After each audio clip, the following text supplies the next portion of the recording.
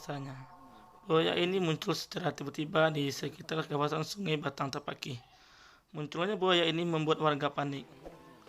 Polisi sekitar pun mengimbau warga agar selalu berhati-hati dan dilarang untuk sementara waktu untuk mandi di sungai. Kenapa buaya ini muncul secara tiba-tiba? Apakah ini akan pertanda akan terjadi sesuatu? Munculnya para buaya ini sangat meresahkan warga dan membuat warga menjadi khawatir, dan ini langsung ditanggapi oleh Kapolsek setempat, sehingganya polisi di daerah setempat turun tangan untuk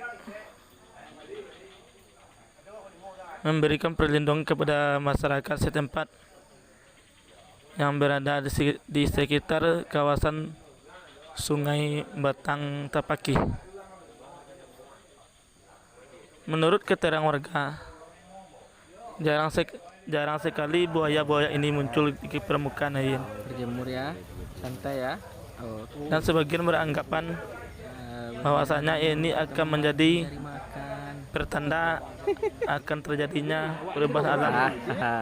Ada buaya nih. Baca-baca hitam kuning kita baca. Dari sekolah lo di mana? Oke, enggak, aku sini aja cukup. Ada buaya, aduh. Kencang lagi ya, mah. Lalu 2 meter, ya, 2 meter ya.